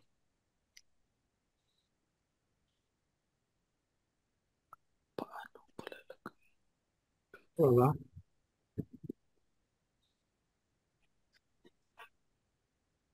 Paano kung simula pa lang hindi ka naman wala kang biyaya? Para kang the third servant. Yung third servant, automatic judge na meron pa siya, rin no? naman binigay. Di ba? Kasi lahat bibigyan ayon sa sa kakayahan. Kanyang kakayahan. Yung attitude lang. Apo. Given naman, yes, Ay, sir. yung kakayanan, dagdag na lang yung kakayanan, biyaya at kakayanan na bigay ng Diyos. Ang matindi kasi dyan yung yung consequence. That's Pag right. hindi ka naging tapat at hindi mo ginamit sa kabutihan at hindi mo pinalago yung binigay sa iyo. Diba sabi, tanggalin ito sa kanya at ibigay ito sa mga ibang tao. Yun ang paulit-ulit na sinasabi ni Kuya Frank sa atin eh. Na mag-ingat tayo kasi pag tayo naging complacent, hindi na natin ginagawa yung mission natin, baka tanggalin ito ng Espiritu Santo sa atin at ibigay na lang sa iba. Hindi napapansin, marami ng community na itinatag, pero marami na rin nawala. Marami na rin nawala. Dahil nga, hindi sila naging tapat ay pinagkaloob ng Diyos sa kanila. Ang matindi nga ron, itapon sa kadiliman where there is wailing and grinding of teeth. That's the Oo. consequence. Okay na yan. Isa lang, okay na yan. Isang Yep. tanong. Papasok na naman dito yung corporal works. Corporal works na. Kumawa ng mabuti. Yung ano lang naman dyan ay yung challenge, Workshop charity. yung pagiging handa eh. Yan.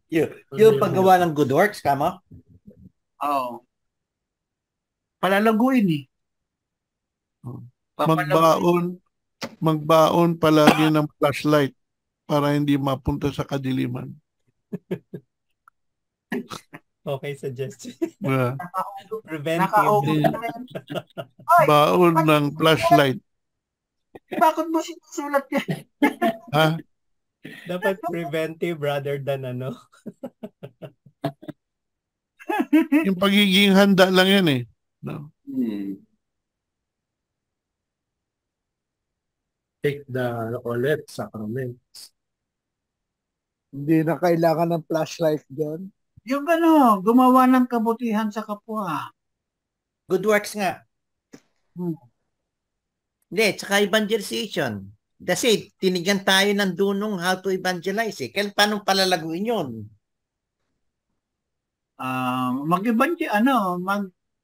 Maghikayat ng mga kapatid, lalo na yung mga nawawalan ng nanghihina, nawawalan ng ganun, nawawalan ng Ayun, maganda yan. Sa pananampalataya. Maraming servants na ganyan, di ba? Paano yan? Paano? Hindi, gumawa ng kabutihan sa kapwa. Ilagay mo pa rin yan. Pero very basic iba, eh. Ano ba mas specific pa dapat? Very broad to. Yung Kaya- pag-evangelize kasi ng servant, medyo masalimuot eh. Dapat kasi strategic, and I think yung ginagawa nating Live Christ, Share Christ sa mga bilibid, no? Strategic yun eh. Kasi talagang maano natin, magkakaroon tayo ng isang audience na captive talaga. Captive. Kaya hikayatin ang mga kapatid natin na nanghihina o nawawalan ng pag-asa. Evangelization yun. Di ba? Kasi mayroon tayong reflection question, di ba? So, we have been given our own talents, kakayanan. So, ang hamon ngayon dito is gamitin mo sa ang iyong talento para sa gawain ng Diyos.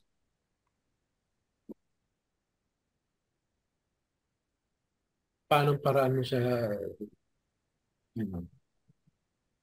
Anong magandang concrete example mo? Ano ba yung evangelize? Maghikayat, di ba?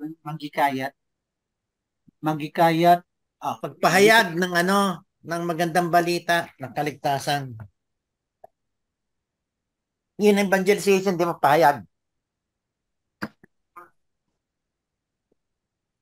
Ipahayag. Kasi di ba, Brother John, we are given already the techniques at saka technical skills how to do it. Ang question is, nandiyan na yung talento eh. Paano mo ngayon palalaguin yun para magbunga?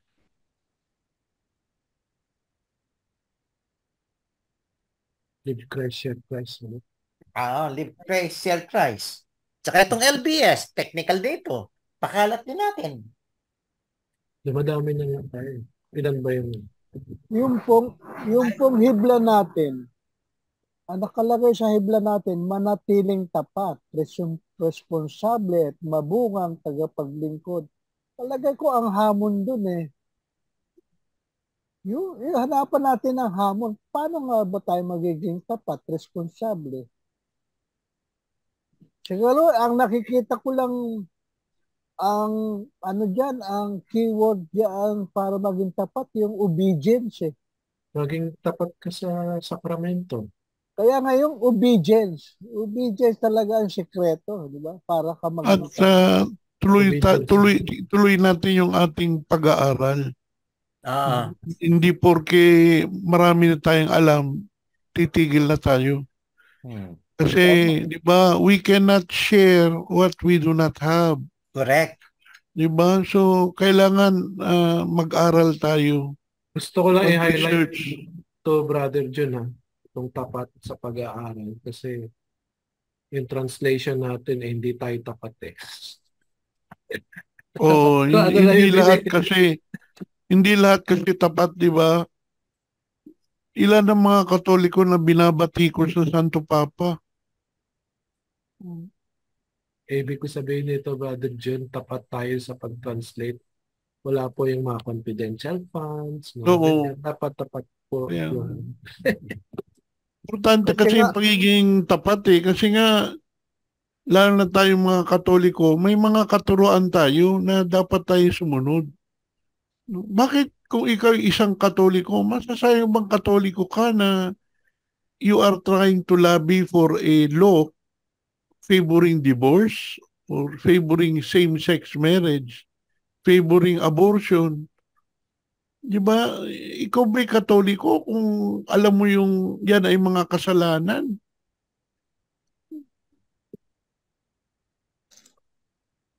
Importante rito yung pagiging tapat eh.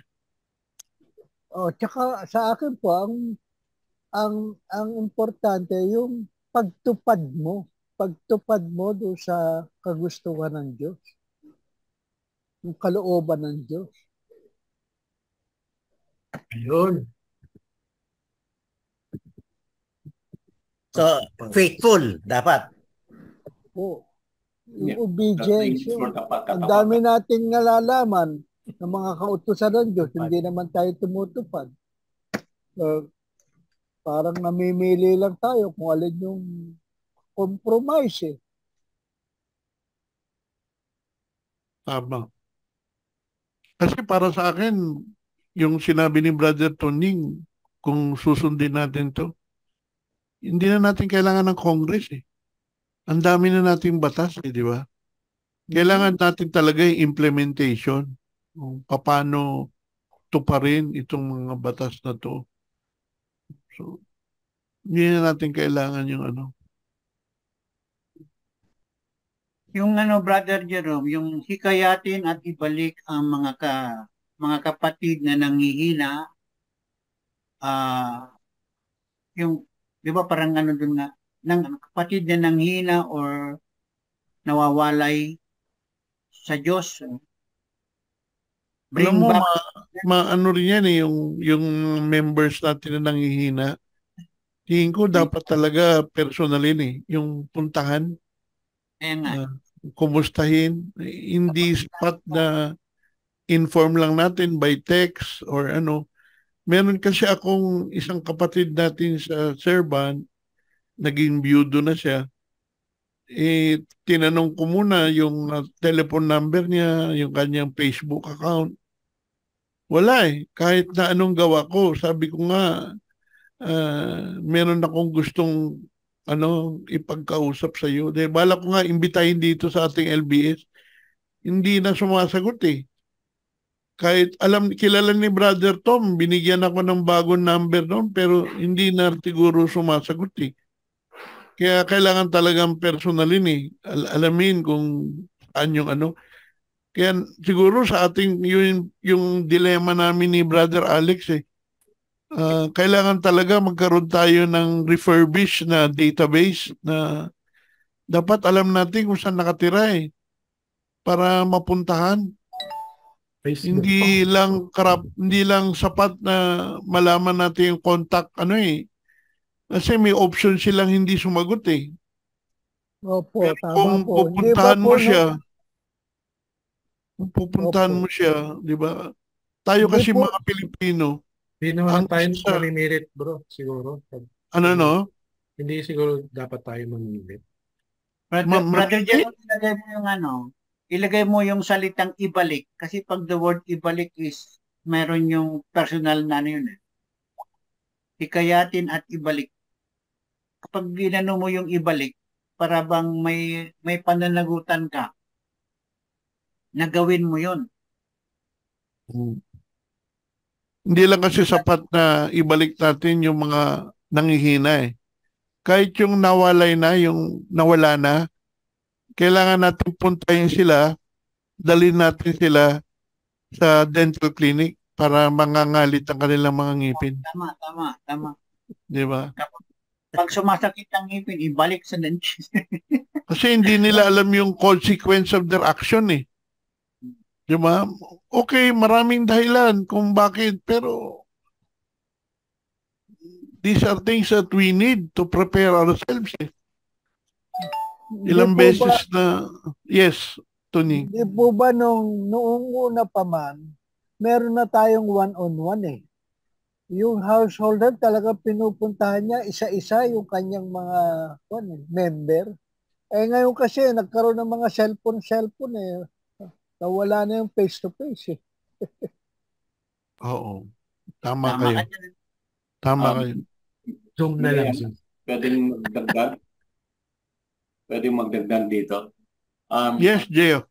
At the end of the day kasi, after na-contact natin, na one-on-one and all those things, there's a part in the Bible that says na kahit even the dust on my feet, I have to shake it off because you did not accept the word of God.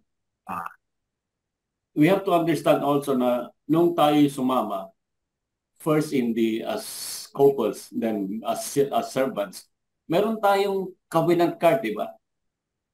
We have that covenant card of which we have to be faithful to. Now, we cannot impose that somebody to be faithful to his covenant. That is his own doing already because we have all the faithfulness to covenant. Maging faithful siya if he would really follow all of the of the programs. Yun, we have the formation tracks. Ngayon, magiging unfaithful na yan if he goes astray.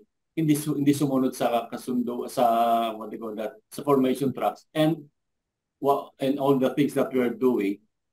So just like Saint Paul, when he was rejected by the Jews, he went to the Gentiles, right?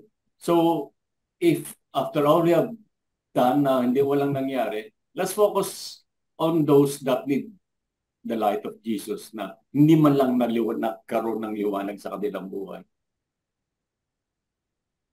Nung nagkaroon kami ng covenant orientation, one of our speaker was Kuya Frank Padilla.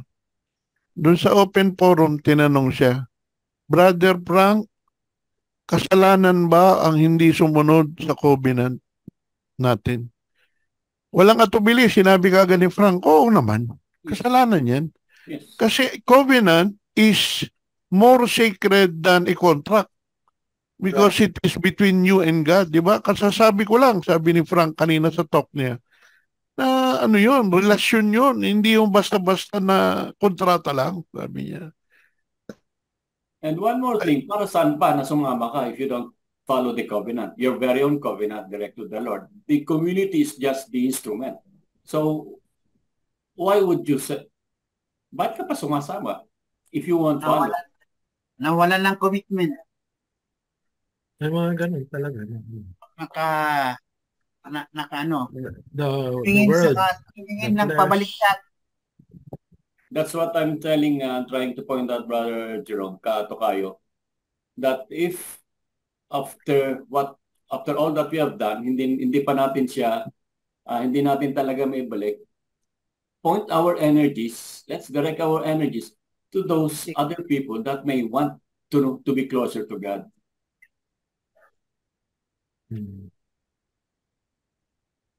So through CLS. Yeah, CLS and LBS. Another, CLS and LBS then household. Yep. Household is the one that will keep them. Ang household meeting kasi, it is a unique gift given by the Holy Spirit only to our community. Tayo lang ang may household.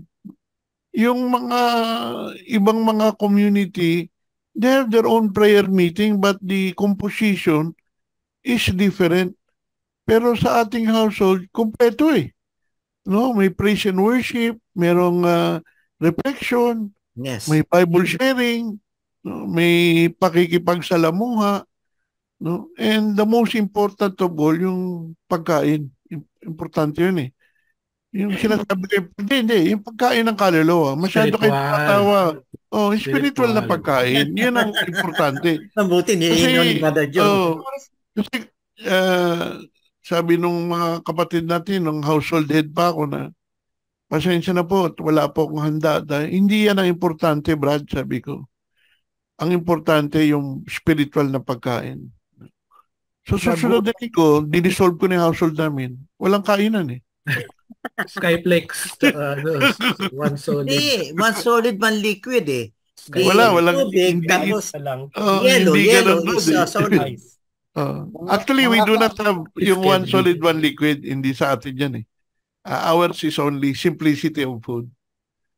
Kasi nag-react yung mga mayaman. Bakit?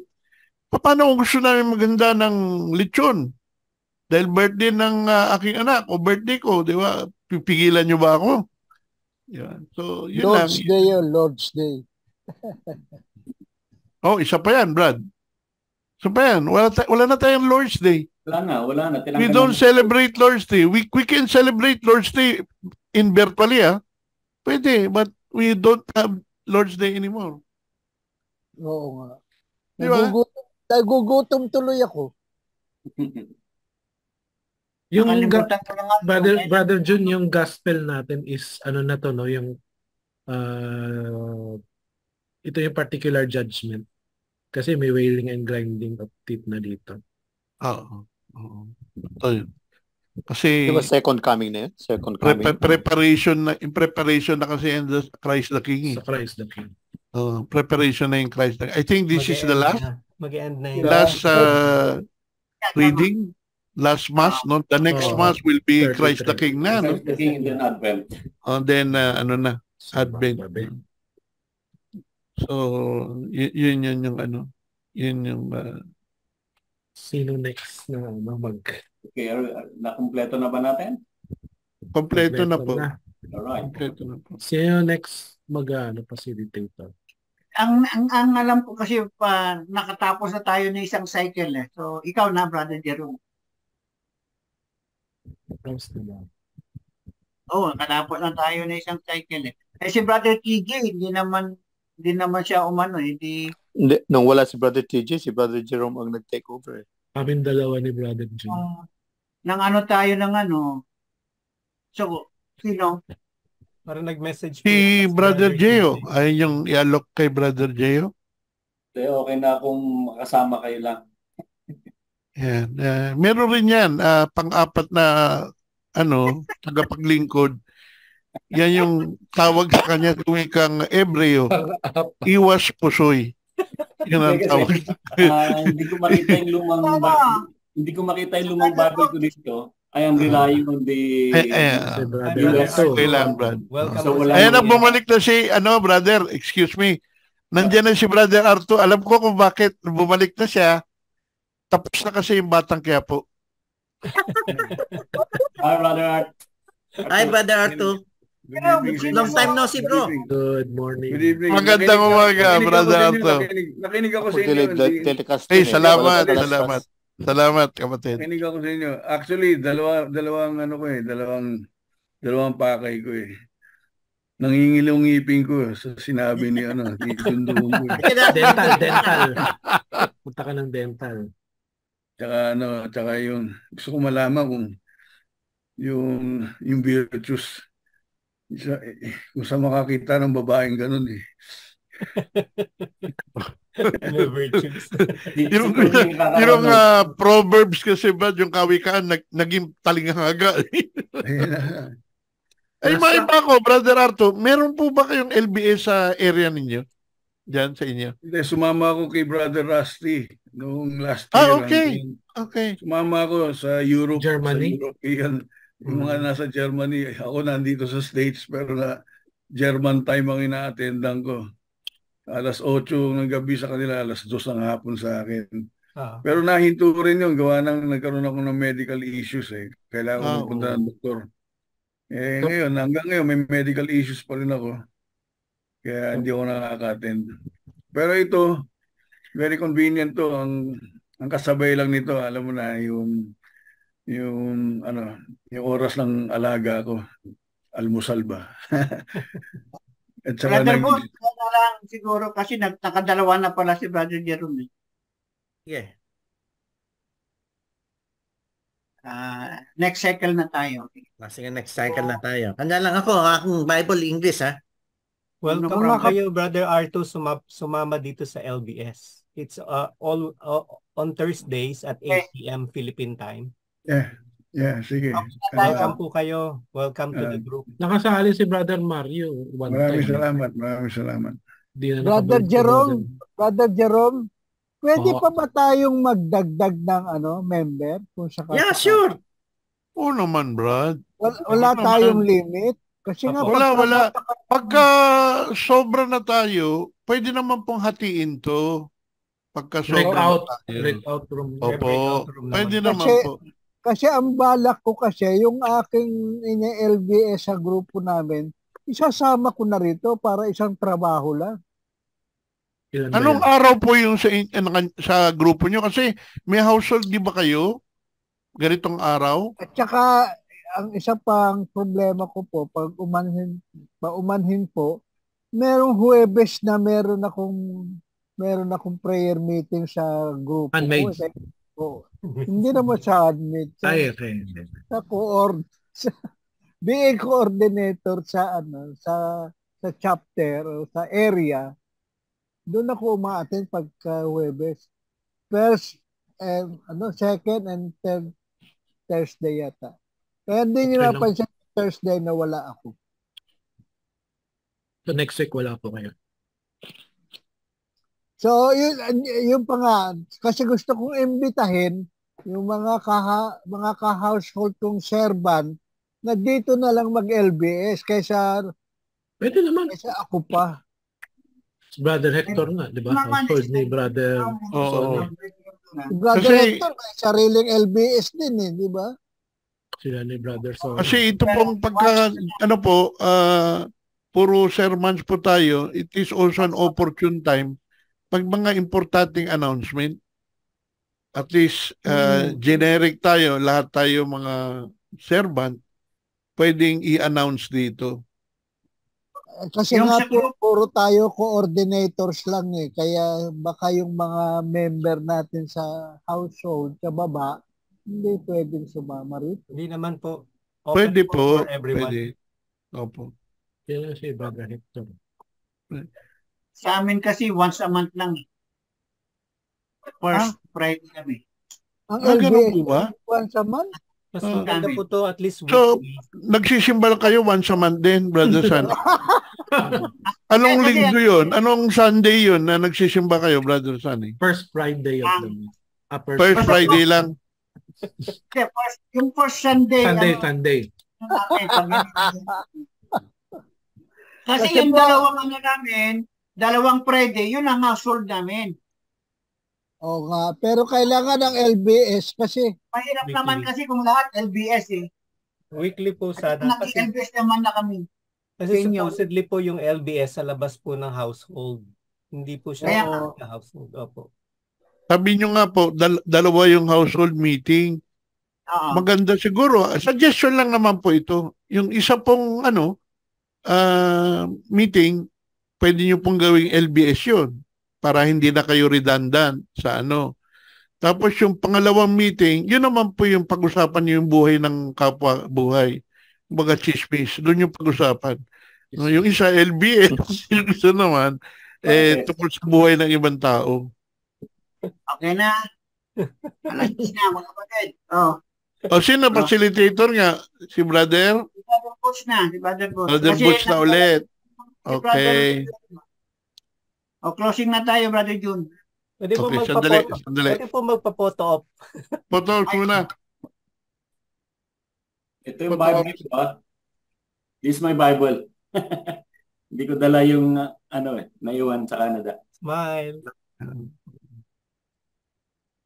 Brother Jerome, kuha ka na picture.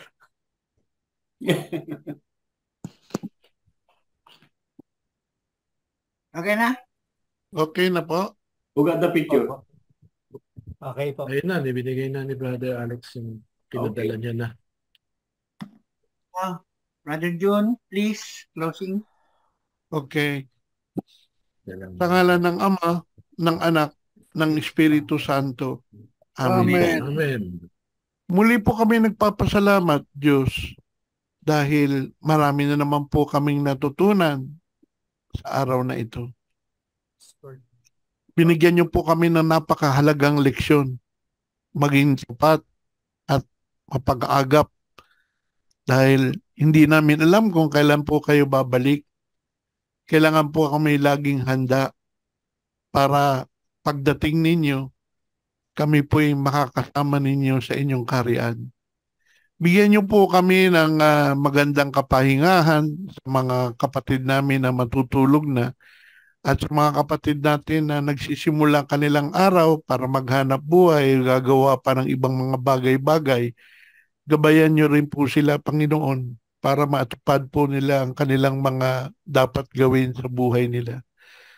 Tinataas po namin ang aming mga sarili sa inyo na bigyan niyo po kami ng maayos na buhay para po muling paggising namin ay matupad po namin ang mga pinag-uutos niyo sa amin. Ito po'y hangarin namin at aming hiling sa matamis na puso ng iyong anak na si Jesus. Tulungan niyo rin po kami, mahal na ina, sa mamagitan sa mga panalangin namin sa aming Ama sa langit. Luwalhati sa Ama, sa Anak, sa Espiritu Santo, Parang sa unang-una, ngayon at magpakailanman, magpasawalang hanggan. Sa ngalan ng Ama, ng Anak, ng Espiritu Santo. Amen. Salamat po. Thank you very much.